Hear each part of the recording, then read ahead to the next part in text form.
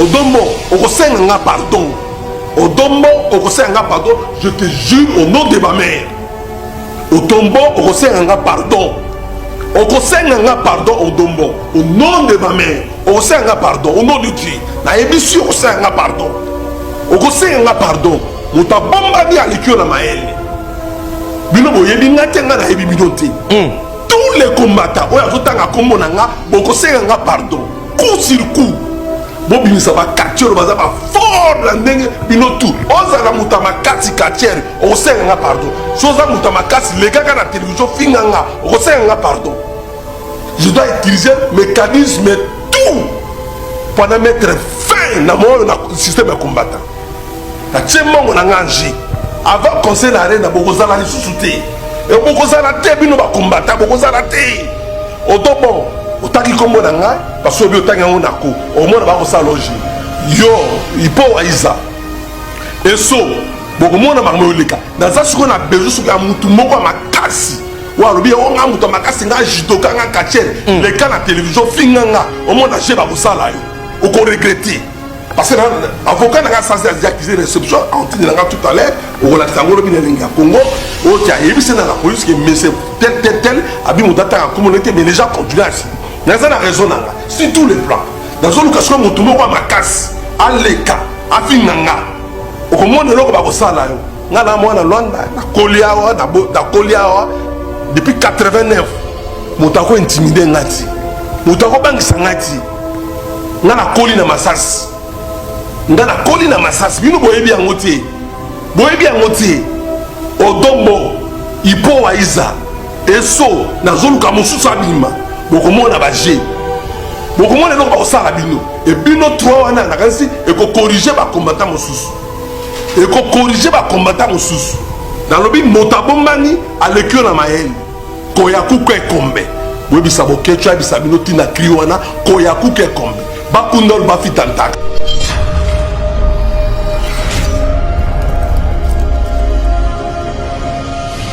Tous les combattants sont habillés tout avec S. Vous avez assassin. Vous allez assassin. Pourquoi? Dans la minute où on a zoloba, dossier déjà est commis dans le tribunal à Paris. Comme il y a des combattants nyonso. Où il y a la liste wana et ali Bokechu premier. Bokechu premier a benganga na téléphone. Alors bien que na moka moko boye to solina batoana ba débloquer 200 millions de dollars pour tout taquer ville à Kinshasa. Ba kamate aki o tcha ba liste ba Congo ya ba combattant tout ba tchaka mobulu tout a tcha ba liste on ba sali ba plan de guerre tout allez ba présenter financier va présenter qui est na Portugal. Financier en AP, à cela qui va mouvement va transfert, il y a 60 000 euros pour un retour na bango kolukila tous les combattants moi quelque chose. Ceux qui va payer ça bango, ceux qui va payer ça va combattre, on est makambo ya Bokechu.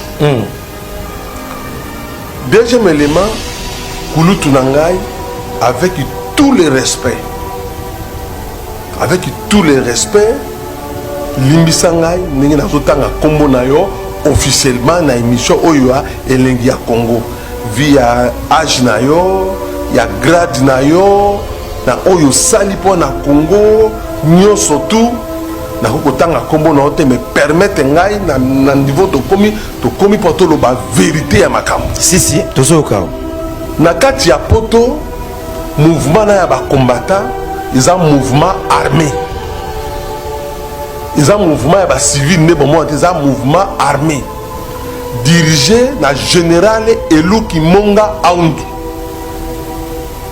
Il y a un président, il y a un combattant, il y a un mouvement armé. Oyo babane ko préparer basala makambo wana. Batindanga na koma na mboka wana na mona pe 200 millions de dollars. Balobi na ngana signé na fungola compte bancaire na signé na fungoli compte bancaire ko fungola fungoli compte bancaire baba transférer 200 millions na compte nanga après bango baya na transfert on a compte ya général Eluki Monga Aoundou na bengi pe oyo ngai avocat lobi na nga lobi kosala yango te na bengi général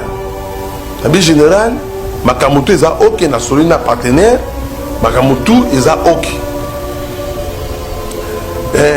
général lobi na nga lobi bon ça va comme on transférer mbongo tout nga na bi na préfet yo moko ya yo transférer 200 millions na la compte na yo abi na nga c'est comme ça yo kuna zwa kaka 1 million na 1 million wana zwa $100,000 pour la transport na yo et $400,000 na peso adresse mo na Kinshasa utinda ngokuna $500,000 au transférer na compte mo na utinda yo na Londres na bengi Bokechu na bitana via après singa programme boy Bokechu asiliki a bengi commandant Eso bakena commandant Eso et pas général asiliki li général na binenge ni osa répartition mbongo boy général a fini un message ils ont la téléphone nanga en présentant la justice général a dit $150,000 au peut ça va Bokechu nga na zongi na hôtel na vandi nga bi neni mbongo bango asengi pour masolo na bango pe masolo komi mais makambo wana bango moko nde mutu batini nga na kuta bango na masolo na bango nga na yebi yango te nga na kendaki ka batini nga yo kenda kuna obendi pe moi 100,000 na zoki na nga eloko te na boyi na 100,000 te jour il fallait pas transférer nga 1 million na compte na nga tant on a commis na banque babi na nga na pesa copie ya passeport na nga batali passeport bon compte za ya nga na pesa copie ya passeport peut tika na ba chiffre puis va transférer 1 million na benga avocat na nga bi ko sala te ba traction les a compliqué nga mo pele ko réfléchir neni mbongo bango basengi pona masolo na bango bakomi koyela na bona nga ko simba na bi na préférer bi de mo boya ba ko zala na bi nga na zongi na nga na bengi Bokechu bani ko saba démarche pa ye moko azonga na akenda kuna uzambongo na bango Bokechu bengi nga bien no na zui déjà visa na zo bima et ça ça la problème parce que et ça a contaka na poto na passeport et ça za Kenya ala muta Kenya aja nélotique ba tuti à Kenya a contaka na passeport ya Kenya ba Kenya a commis na poto ta commis na poto a bon qui sont comme congolais ta bon comme congolais mais il fallait pas voyager na Bokechu et ça a commis un problème il y a passeport bon il y a bima exact ils sont bloqués mais Bokechu ont un visa maintenant arrivé à Kofi Olomide na gati ya Luanda Bokechu a commis paniqué la Cameroun surtout début ma Cameroun tu es bandit n'arrivé à Kofi na Luanda ah ya lo akutana Kofi a trahi biso tout nga na mona aussi neni Bokechu a insisté toujours na kombe ya Kofi Olomide place ma Cameroun bandaki penza n'arrivé à Kofi na Luanda ba plan na bino yango wana mukolo mbongo ntango na expliqué ye a comprendre que balingai bamela ye mbongo nde siko nde asali bango plan afundi bango na poto bakombata bino bobenga bino bakombata bon tobengaka bakombata bino bakombata bapindi liste na bino na ministère ya intérieur. Pourquoi? Parce que ministère intérieur service ya immigration ezalaka na katikati déjà na mbongo wana ya 200 millions bango bazwa 60,000 euros na Portugal na réunion basalaka na Portugal po bakolukela mutu na moto quelque chose ba transport na bango tout ça en attendant ba procédure na bino ba passeport ebima soki baconvoke bino ezali ngai sokoko te ezali dossier oyo baboketu bapesaki financier na bango nde financier amoni bolingi kosala escroquerie ye moto afundi tous les combattants y compris na général Eluki Monga Aoundou na tangi kombo wana baconvaincre ngaki makambo nga na koloba eza ya lokuta d'ailleurs kutu les financiers mokolo mbongo asolaka lisu na bango te abloka téléphone mais nakanisi dans 2 jours akozala na Paris nangi nayebisa Bokechu nangi mpe nayebisa bacombatant nyonso baku oyo boko préparé mpo na bacongolais ozokosa yango na nsima ya miziki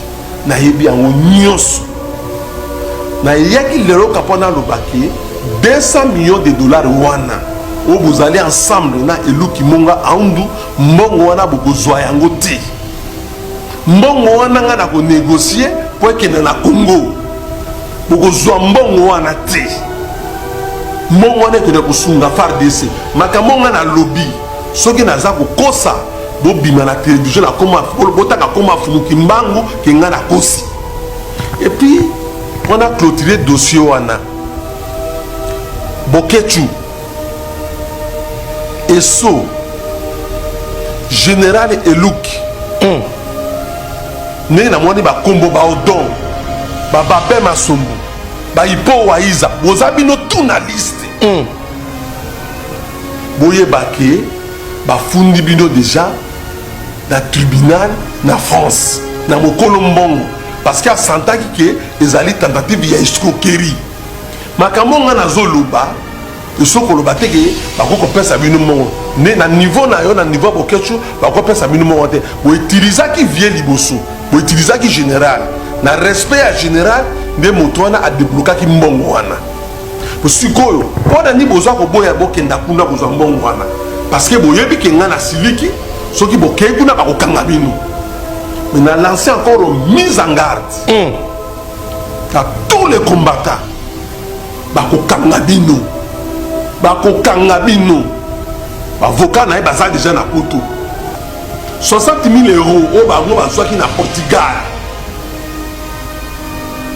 bagénéral Eluki Eso Bokechu premier tout ça bapreuve ezali bafundi bino tous les combattants oza na procès soko oyebi ke yo ozwa eloko te zela babengisa na ministère d'intérieur parce que moto akolokalize bino eza ministère d'intérieur bapolice zela soko komi kuna soko oyebi likambo to mais na liste nazotanga odon komono eza na kati babe komono eza na kati ya liste wana ya kubo ngai bosala ya mbongo 200 millions de dollars botiela bango bible be bango bakosaka te baleka na télévision balobaki makambo wana eza ya lokuta ngai natunaki Bokechu na lobi nde Bokechu nalingi nayeba cible ya bitumba oyo ezali batuti ou bamusicien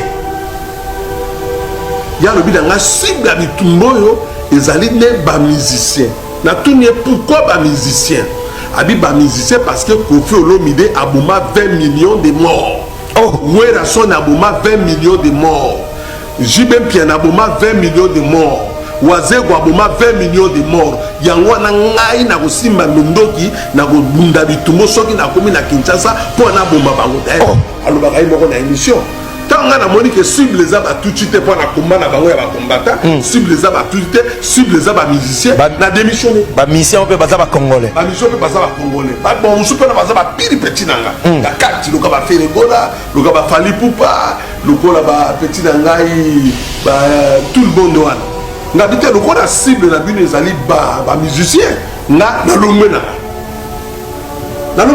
na préféré na za ba musicien parce que ce qui cible mo ezali ba tuchi tu veux donc continuer bango abi cible OK tu as cible na ngai cible na biso peuple mukonzi cible na biso